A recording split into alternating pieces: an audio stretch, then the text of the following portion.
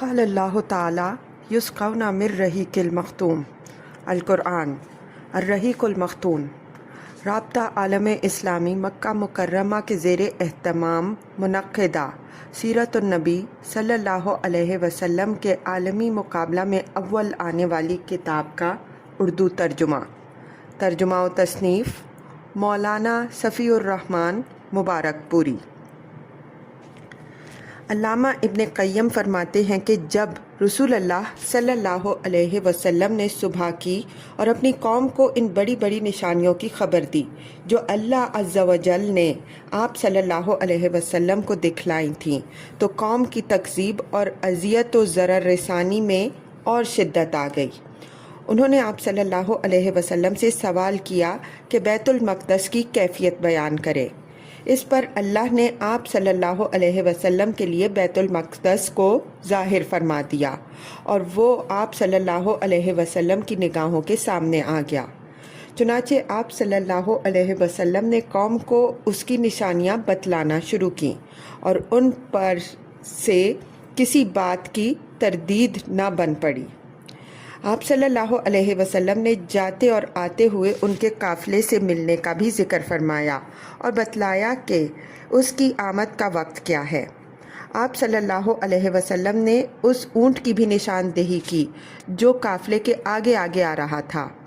پھر جیسا کچھ آپ صلی اللہ علیہ وسلم نے بتایا تھا ویسا ہی ثابت ہوا، لیکن ان سب کے باوجود ان کی نفرت میں اضافہ ہی ہوا اور ان ظالموں نے کفر کرتے ہوئے کچھ بھی ماننے سے انکار کر دیا۔ کہا جاتا ہے کہ ابو بکر رضی اللہ عنہ کو اسی موقع پر صدیق کا خطاب دیا گیا، کیونکہ آپ نے اس واقعے کی اس وقت تصدیق کی جبکہ اور لوگ تکذیب کر رہے تھے۔ معراج کا فائدہ بیان فرماتے ہوئے جو سب سے مختصر اور عظیم بات کہی گئی ہے وہ یہ ہے، لِنُرِيَهُ مِنْ آیاتنا، سورہ اسراء آیت 1، تاکہ ہم اللہ تعالیٰ آپ کو اپنی نشانیاں دکھلائیں۔ اور انبیاء کرام علیہم السلام کے بارے میں یہی اللہ تعالیٰ کی سنت ہے۔ ارشاد ہے، وَكَذَلِكَ نُرِي إِبْرَاهِيمَ مَلَكُوتِ السَّمَاوَاتِ وَالْأَرْضِ وَلِيَكُونَ مِنَ الْمُوقِنِينَ، سورہ انعام آیت 75۔ اور اسی طرح ہم نے ابراہیم علیہ السلام کو زمین و آسمان کا نظام سلطنت دکھلایا اور تاکہ وہ یقین کرنے والوں میں سے ہو۔ اور موسیٰ علیہ السلام سے فرمایا، لِنُرِيَكَ مِنْ آیَاتِنَا الْكُبْرَى، سورہ طٰہٰ آیت 23، تاکہ ہم تمہیں اپنی کچھ بڑی نشانیاں دکھلائیں۔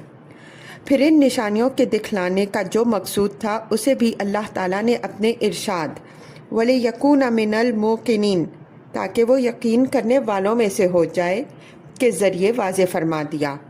چنانچہ جب انبیاء کرام علیہم السلام کے علوم کو اس طرح کے مشاہدات کی سند حاصل ہو جاتی تھی تو انہیں عین الیقین کا وہ مقام حاصل ہو جاتا جس کا اندازہ لگانا ممکن نہیں کہ شنیدہ کے بود مانند دیدہ۔ اور یہی وجہ ہے کہ انبیاء کرام علیہم السلام اللہ کی راہ میں ایسی ایسی مشکلات جھیل لیتے ہیں جنہیں کوئی اور جھیل ہی نہیں سکتا۔ در حقیقت ان کی نگاہوں میں دنیا کی ساری قوتیں مل کر بھی مچھر کے پر کے برابر حیثیت نہیں رکھتی تھیں، اسی لیے وہ ان قوتوں کی طرف سے ہونے والی سختیوں اور ایذا رسانیوں کی کوئی پرواہ نہیں کرتے تھے۔ اس واقعہ معراج کی جزیات کے پس پردہ مزید جو حکمتیں اور اسرار کار فرما تھے ان کی بحث کا اصل مقام اسرار شریعت کی کتابیں ہیں۔ البتہ چند موٹے موٹے حقائق ایسے ہیں جو اس مبارک سفر کے سرچشموں سے پھوٹ کر سیرت نبوی صلی اللہ علیہ وسلم کے گلشن کی طرف رواں دواں ہیں، اس لیے یہاں مختصراً انہیں قلم بند کیا جا رہا ہے۔ اب دیکھیں گے کہ اللہ تعالیٰ نے سورہ اسراء میں اسراء کا واقعہ صرف ایک آیت میں ذکر کر کے کلام کا رخ یہود کی سیاہ کاریوں اور جرائم کے بیان کی جانب موڑ دیا ہے۔ پھر انہیں آگاہ کیا ہے کہ یہ قرآن اس راہ کی ہدایت دیتا ہے جو سب سے سیدھی اور صحیح راہ ہے۔ قرآن پڑھنے والے کو بسا اوقات شبہ ہوتا ہے کہ دونوں باتیں بے جوڑ ہیں، لیکن در حقیقت ایسا نہیں ہے، بلکہ اللہ تعالیٰ اس اسلوب کے ذریعے یہ اشارہ فرما رہا ہے کہ اب یہود کو نوع انسانی کی قیادت سے معزول کیا جانے والا ہے، کیونکہ انہوں نے ایسے ایسے جرائم کا ارتکاب کیا ہے جس سے ملوث ہونے کے بعد انہیں اس منصب پر باقی نہیں رکھا جا سکتا۔ لہٰذا اب یہ منصب رسول اللہ صلی اللہ علیہ وسلم کو سونپا جائے گا اور دعوت ابراہیمی کے دونوں مراکز ان کے ماتحت کر دیے جائیں گے۔ بالفاظ دیگر اب وقت آ گیا ہے کہ روحانی قیادت ایک امت سے دوسری امت کو منتقل کر دی جائے، یعنی ایک ایسی امت سے جس کی تاریخ عذر و خیانت اور ظلم و بدکاری سے بھری ہوئی ہے، یہ قیادت چھین کر ایک ایسی امت کے حوالے کر دی جائے جس سے نیکیوں اور بھلائیوں کے چشمے پھوٹیں گے اور جس کا نبی اور پیغمبر سب سے زیادہ درست راہ بتانے والے قرآن کی وحی سے بہرہور ہے۔ لیکن یہ قیادت منتقل کیسے ہو سکتی ہے جبکہ اس امت کا رسول مکے کے پہاڑوں میں لوگوں کے درمیان ٹھوکریں کھاتا پھر رہا ہے؟ اس وقت یہ سوال تھا جو ایک دوسری حقیقت سے پردہ اٹھا رہا تھا، اور وہ حقیقت یہ تھی کہ اسلامی دعوت کا ایک دور اپنے خاتمے اور اپنی تکمیل کے قریب آ لگا ہے، اور اب ایک دوسرا دور شروع ہونے والا ہے جس کا دھارا پہلے سے مختلف ہوگا۔ اسی لیے ہم دیکھتے ہیں کہ بعض آیات میں مشرکین کو کھلی وارننگ اور سخت دھمکی دی گئی ہے۔ ارشاد ہے، وَإِذَا أَرَدْنَا أَن نُهْلِكَ قَرْيَةً أَمَرْنَا مُتْرَفِيهَا فَفَسَقُوا فِيهَا فَحَقَّ عَلَيْهَا الْقَوْلُ فَدَمَّرْنَاهَا تَدْمِيرًا۔ سورہ اسراء آیت 16۔ اور جب ہم کسی بستی کو تباہ کرنا چاہتے ہیں تو وہاں کے اصحاب ثروت کو حکم دیتے ہیں، مگر وہ کھلی خلاف ورزی کرتے ہیں، بس اس بستی پر تباہی کا قول برحق ہو جاتا ہے اور ہم اسے کچل کر رکھ دیتے ہیں۔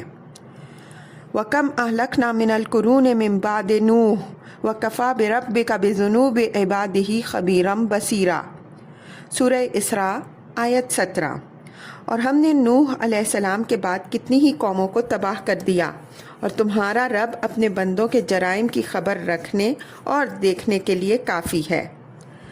پھر ان آیات کے پہلو بہ پہلو کچھ ایسی آیات بھی ہیں جن میں مسلمانوں کو ایسے تمدنی قواعد و ضوابط اور دفعات و مبادی بتلائے گئے ہیں جن پر آئندہ اسلامی معاشرے کی تعمیر ہونی تھی۔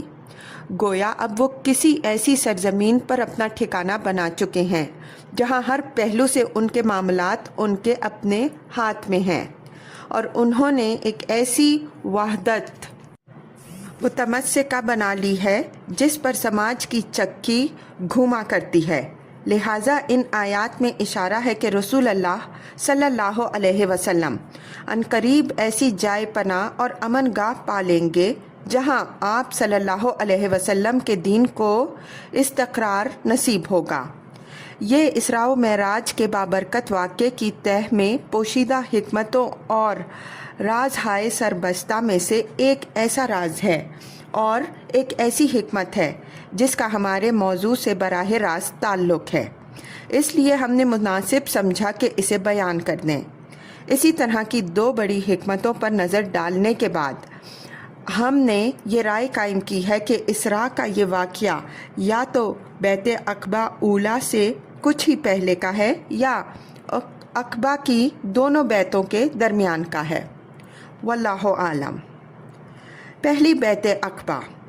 ہم بتا چکے ہیں کہ نبوت کے 11ویں سال موسم حج میں یثرب کے 6 آدمیوں نے اسلام قبول کر لیا تھا اور رسول اللہ صلی اللہ علیہ وسلم سے وعدہ کیا تھا کہ اپنی قوم میں جا کر آپ صلی اللہ علیہ وسلم کی رسالت کی تبلیغ کریں گے۔ اس کا نتیجہ یہ ہوا کہ اگلے سال جب موسم حج آیا، یعنی ذی الحجہ 12 نبوی مطابق جولائی 621 عیسوی، تو 12 آدمی آپ صلی اللہ علیہ وسلم کی خدمت میں حاضر ہوئے۔ ان میں حضرت جابر بن عبداللہ بن رمام رضی اللہ عنہ کو چھوڑ کر باقی 5 وہی تھے جو پچھلے سال بھی آ چکے تھے، اور ان کے علاوہ 7 آدمی نئے تھے، جن کے نام یہ ہیں: نمبر 1 معاذ بن حارث رضی اللہ عنہ، قبیلہ بنی نجار خزرج۔ ذکوان بن عبد القیس بنی زریق خزرج۔ عبادہ بن صامت رضی اللہ عنہ بنی غنم خزرج۔ یزید بن سالبہ رضی اللہ عنہ بنی غنم کے حلیف خزرج۔ عباس بن عبادہ رضی اللہ عنہ قبیلہ بنی سالم خزرج۔ ابو الحسیم بنی عبد الاشہل قبیلہ اوس۔ اویم بن سعدہ بنی عمر بن عوف قبیلہ اوس۔ ان میں صرف اخیر کے 2 آدمی قبیلہ اوس سے تھے، بقیہ سب کے سب قبیلہ خزرج سے تھے۔ ان لوگوں نے رسول اللہ صلی اللہ علیہ وسلم سے منی میں عقبہ کے پاس ملاقات کی اور آپ صلی اللہ علیہ وسلم سے چند باتوں پر بیعت کر لی۔ یہ باتیں وہی تھیں جن پر آئندہ صلح حدیبیہ کے بعد اور فتح مکہ کے وقت عورتوں سے بیعت لی گئی۔ عقبہ کی اس بیعت کی تفصیل صحیح بخاری میں حضرت عبادہ بن صامت رضی اللہ عنہ سے مروی ہے۔ وہ بیان کرتے ہیں کہ رسول اللہ صلی اللہ علیہ وسلم نے فرمایا: آؤ مجھ سے اس بات پر بیعت کرو کہ اللہ کے ساتھ کسی چیز کو شریک نہ کرو گے، چوری نہ کرو گے، زنا نہ کرو گے، اپنی اولاد کو قتل نہ کرو گے، اپنے ہاتھ پاؤں کے درمیان سے گھڑ کر کوئی بہتان نہ لاؤ گے، اور کسی بھلی بات میں میری نافرمانی نہ کرو گے۔ جو شخص یہ ساری باتیں پوری کرے گا اس کا اجر اللہ پر ہے، اور جو شخص ان میں سے کسی چیز کا ارتکاب کر بیٹھے گا پھر اسے دنیا ہی میں اس کی سزا دے دی جائے گی تو یہ اس کے لیے کفارہ ہوگی، اور جو شخص ان میں سے کسی چیز کا ارتکاب کر بیٹھے گا پھر اللہ اس پر پردہ ڈال دے گا تو اس کا معاملہ اللہ کے حوالے ہے، چاہے تو سزا دے گا اور چاہے تو معاف کر دے گا۔ حضرت عبادہ رضی اللہ عنہ فرماتے ہیں کہ ہم نے اس پر آپ صلی اللہ علیہ وسلم سے بیعت کی۔ مدینہ میں اسلام کا سفیر۔ بیعت پوری ہو گئی اور حج ختم ہو گیا تو نبی صلی اللہ علیہ وسلم نے ان لوگوں کے ہمراہ یثرب میں اپنا پہلا سفیر بھیجا تاکہ وہ مسلمانوں کو اسلامی احکام کی تعلیم دے اور انہیں دین کے در و بست سکھائے، اور جو لوگ اب تک شرک میں چلے آ رہے ہیں ان میں اسلام کی اشاعت کرے۔ نبی صلی اللہ علیہ وسلم نے اس سفارت کے لیے سابقین الاولین میں سے ایک جوان کا انتخاب کیا جس کا نام نامی اور اسم گرامی مصعب بن عمیر رضی اللہ عنہ ہے۔ قابل رشک کامیابی۔ حضرت مصعب بن عمیر رضی اللہ عنہ مدینے پہنچے تو حضرت اسد بن زرارہ رضی اللہ عنہ کے گھر نزول فرما ہوئے۔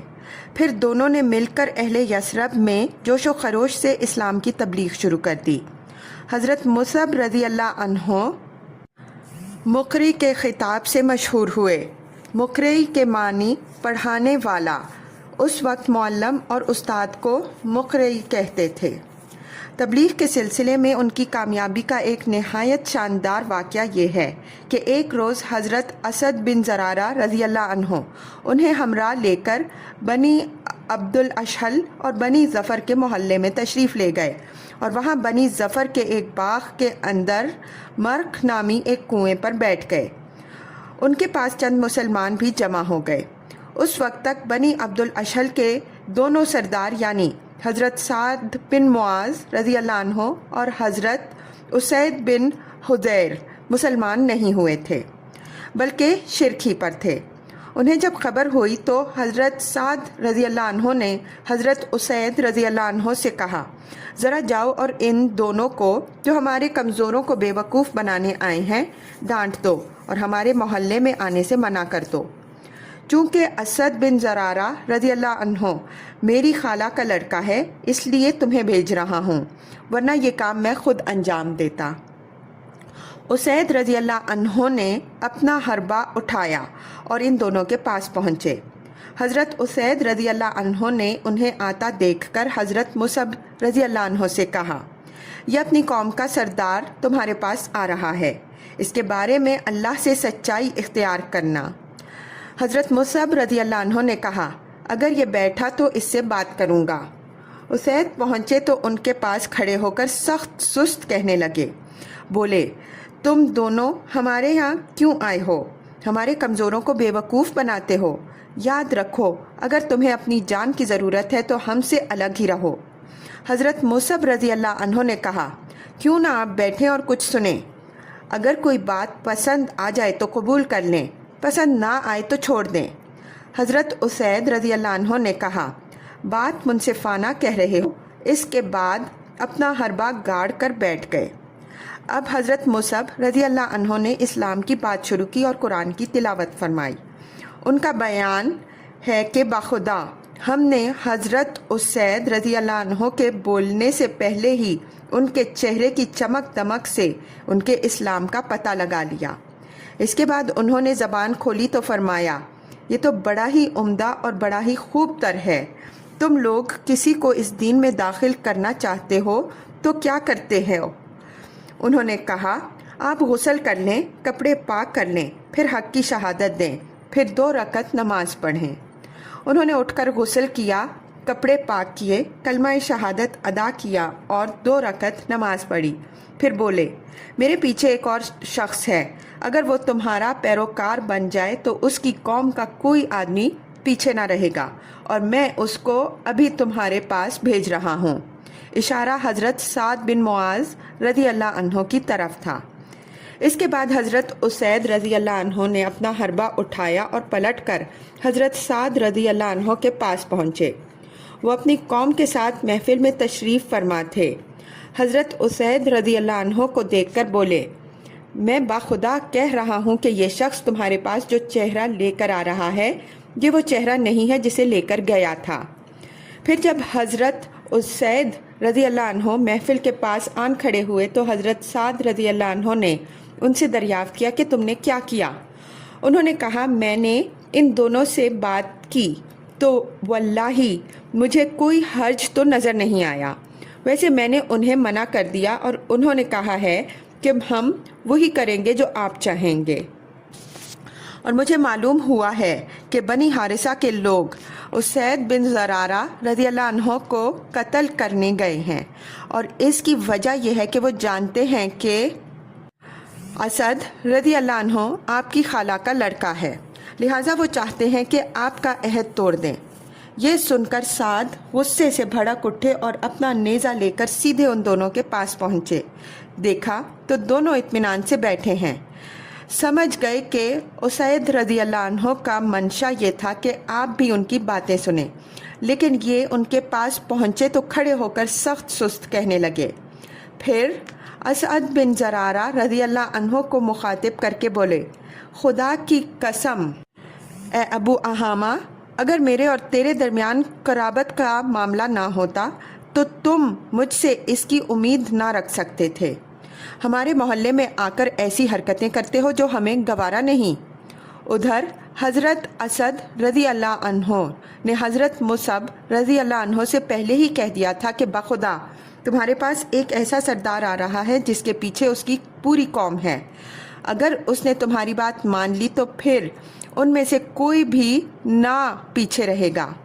اس لیے حضرت مصعب رضی اللہ عنہ نے حضرت سعد سے کہا کیوں نہ آپ تشریف رکھیں اور سنیں، اگر کوئی بات پسند آ گئی تو قبول کر لیں، اور اگر ناپسند آئی تو ہم آپ کی ناپسندیدہ بات کو آپ سے دور ہی رکھیں گے۔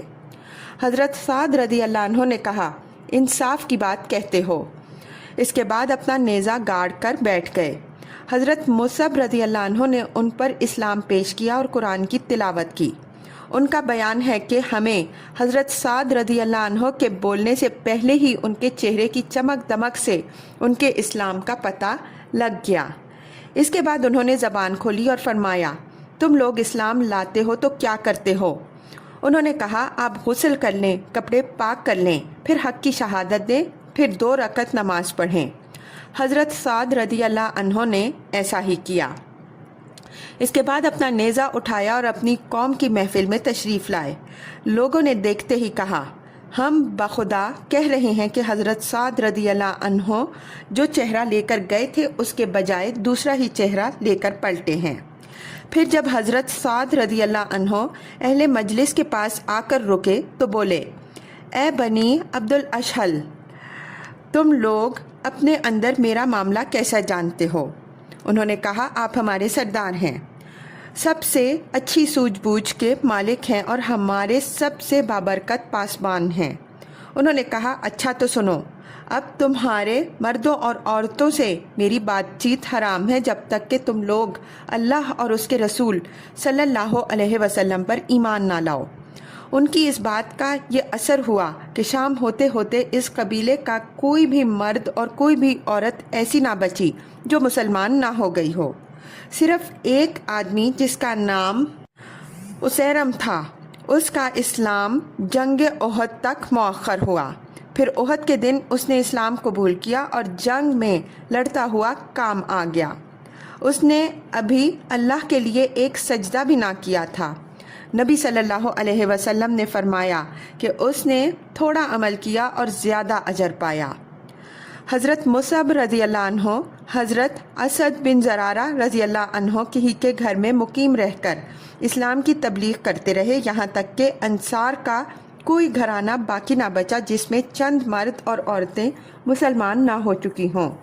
صرف بنی امیہ بن زید اور ختمہ اور وائل کے مکانات باقی رہ گئے تھے۔ مشہور شاعر قیس بن اسلط انہی کا آدمی تھا اور یہ لوگ اسی کی بات مانتے تھے۔ اس شاعر نے انہیں جنگ خندق 5 ہجری تک اسلام سے روکے رکھا۔ بہرحال اگلے موسم حج یعنی 13ویں سال نبوت کا موسم حج آنے سے پہلے حضرت مصعب بن عمیر رضی اللہ عنہ کامیابی کی بشارتیں لے کر رسول اللہ صلی اللہ علیہ وسلم کی خدمت میں مکہ تشریف لائے اور آپ صلی اللہ علیہ وسلم کو قبائل یثرب کے حالات، ان کی جنگی اور دفاعی صلاحیتوں اور خیر کی لیاقتوں کی تفصیلات سنائیں۔ دوسری بیعت عقبہ۔ نبوت کے 13ویں سال موسم حج جون 622 عیسوی میں یثرب کے 70 سے زیادہ مسلمان فریضہ حج کی ادائیگی کے لیے مکہ تشریف لائے۔ یہ اپنی قوم کے مشرک حاجیوں میں شامل ہو کر آئے تھے اور ابھی یثرب ہی میں تھے یا مکہ کے راستے ہی میں تھے کہ آپس میں ایک دوسرے سے پوچھنے لگے کہ ہم کب تک رسول اللہ صلی اللہ علیہ وسلم کو یوں ہی مکے کے پہاڑوں میں چکر کاٹتے، ٹھوکریں کھاتے اور خوفزدہ کیے جاتے چھوڑے رکھیں گے۔ پھر جب یہ مسلمان مکہ پہنچ گئے تو در پردہ نبی صلی اللہ علیہ وسلم کے ساتھ سلسلہ اور رابطہ شروع کیا اور آخر کار اس بات پر اتفاق ہو گیا کہ دونوں فریق ایام تشریق کے درمیانی دن 12 ذی الحجہ کو منا میں جمرہ اولا یعنی جمرہ عقبہ کے پاس جو گھاٹی ہے اسی میں جمع ہوں اور یہ اجتماع رات کی تاریکی میں بالکل خفیہ طریقے سے ہو۔ آئیے اب اس تاریخی اجتماع کے احوال انصار کے ایک قائد کی زبانی سنیں کہ یہی وہ اجتماع ہے جس نے اسلام و بت پرستی کی جنگ میں رفتار زمانہ کا رخ موڑ دیا۔ حضرت کعب بن مالک رضی اللہ عنہ فرماتے ہیں، ہم لوگ حج کے لیے نکلے۔ رسول اللہ صلی اللہ علیہ وسلم سے ایام تشریق کے درمیانی روز عقبہ میں ملاقات طے ہوئی اور بالآخر وہ رات آ گئی جس میں رسول اللہ صلی اللہ علیہ وسلم سے ملاقات طے تھی۔ ہمارے ساتھ ہمارے ایک معزز سردار عبداللہ بن حرام بھی تھے جو ابھی اسلام نہ لائے تھے۔ ہم نے ان کو ساتھ لے لیا تھا ورنہ ہمارے ساتھ ہماری قوم کے جو مشرکین تھے ہم ان سے اپنا سارا معاملہ خفیہ رکھتے تھے، مگر ہم نے عبداللہ بن حرام سے بات چیت کی اور کہا، اے ابو جابر، آپ ہمارے ایک معزز اور شریف سربراہ ہیں اور ہم آپ کو آپ کی موجودہ حالت سے نکالنا چاہتے ہیں تاکہ آپ کل کلاں کو آگ کا ایندھن نہ بن جائیں۔ اس کے بعد ہم نے انہیں اسلام کی دعوت دی اور بتلایا کہ آج عقبہ میں رسول اللہ صلی اللہ علیہ وسلم سے ہماری ملاقات طے ہے۔ انہوں نے اسلام قبول کر لیا اور ہمارے ساتھ عقبہ میں تشریف لے گئے اور نقیب بھی مقرر ہوئے۔ حضرت کعب رضی اللہ عنہ واقعے کی تفصیلات بیان کرتے ہوئے فرماتے ہیں، ہم لوگ حسب دستور اس رات اپنی قوم کے ہمراہ اپنے ڈیروں میں سوئے، لیکن جب تہائی رات گزر گئی تو اپنے ڈیروں سے نکل کر رسول اللہ صلی اللہ علیہ وسلم کے ساتھ طے شدہ مقام پر جا پہنچے۔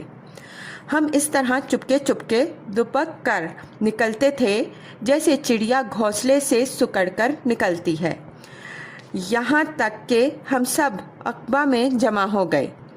ہماری کل تعداد 75 تھی، 73 مرد اور 2 عورتیں۔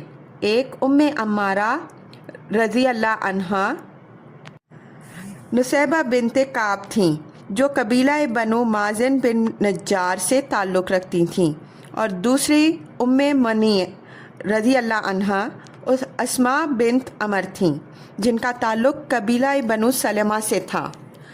ہم سب گھاٹی میں جمع ہو کر رسول اللہ صلی اللہ علیہ وسلم کا انتظار کرنے لگے، اور آخر وہ لمحہ آ ہی گیا جب آپ صلی اللہ علیہ وسلم تشریف لائے۔ آپ صلی اللہ علیہ وسلم کے ساتھ آپ صلی اللہ علیہ وسلم کے چچا حضرت عباس بن عبد المطلب رضی اللہ عنہ بھی تھے۔ وہ اگرچہ ابھی تک اپنی قوم کے دین پر تھے، مگر چاہتے تھے کہ اپنے بھتیجے کے معاملے میں موجود رہیں اور ان کے لیے پختہ اطمینان حاصل کریں۔ سب سے پہلے بات بھی انہی نے شروع کی۔ گفتگو کا آغاز اور حضرت عباس رضی اللہ عنہ کی طرف سے معاملے کی نزاکت کی تشریح۔ مجلس مکمل ہو گئی تو دینی اور فوجی تعاون کے عہد و پیمان کو قطعی اور آخری شکل دینے کے لیے گفتگو کا آغاز ہوا۔ رسول اللہ صلی اللہ علیہ وسلم کے چچا حضرت عباس نے سب سے پہلے زبان کھولی۔ ان کا مقصود یہ تھا کہ وہ پوری صراحت کے ساتھ اس ذمہ داری کی نزاکت واضح کر دیں جو اس عہد و پیمان کے نتیجے میں ان حضرات کے سر پر پڑنے والی تھی۔ چنانچہ انہوں نے کہا، خزرج کے لوگوں، عام اہل عرب انصار کے دونوں ہی قبیلے یعنی خزرج اور اوس کو خزرج ہی کہتے ہیں۔ ہمارے اندر محمد صلی اللہ علیہ وسلم کی جو حیثیت ہے وہ تمہیں معلوم ہے۔ ہماری قوم کے جو لوگ دینی نقطۂ نظر سے ہمارے ہی جیسی رائے رکھتے ہیں، ہم نے محمد صلی اللہ علیہ وسلم کو ان سے محفوظ رکھا ہے۔ وہ اپنی قوم اور اپنے شہر میں قوت و عزت اور طاقت و حفاظت کے اندر ہیں، مگر اب وہ تمہارے ہاں جانے اور تمہارے ساتھ لاحق ہونے پر مصر ہیں۔ لہٰذا اگر تمہارا یہ خیال ہے کہ تم انہیں جس چیز کی طرف بلا رہے ہو اسے نبھا لو گے اور انہیں ان کے مخالفین سے بچا لو گے تب تو ٹھیک ہے، تم نے جو ذمہ داری اٹھائی ہے اسے تم جانو۔ لیکن اگر تمہارا یہ اندازہ ہے کہ تم انہیں اپنے پاس لے جانے کے بعد ان کا ساتھ چھوڑ کر کنارہ کش ہو جاؤ گے تو پھر ابھی سے انہیں چھوڑ دو، کیونکہ وہ اپنی قوم اور اپنے شہر میں بہرحال عزت و حفاظت سے ہیں۔ حضرت کعب رضی اللہ عنہ کہتے ہیں کہ ہم نے عباس رضی اللہ عنہ سے کہا کہ آپ کی بات ہم نے سن لی، اب اے اللہ کے رسول صلی اللہ علیہ وسلم آپ گفتگو فرمائیے اور اپنے لیے اور اپنے رب کے لیے جو عہد و پیمان پسند کریں لیجئے۔ اس جواب سے پتہ چلتا ہے کہ اس عظیم ذمہ داری کو اٹھانے اور اس کے پرخطر نتائج کو جھیلنے کے سلسلے میں انصار کے عزم محکم، شجاعت و ایمان اور جوش و اخلاص کا کیا حال تھا۔ اس کے بعد رسول اللہ صلی اللہ علیہ وسلم نے گفتگو فرمائی۔ آپ صلی اللہ علیہ وسلم نے پہلے قرآن کی تلاوت کی، اللہ کی طرف دعوت دی اور اسلام کی ترغیب دی۔ اس کے بعد بیعت ہوئی۔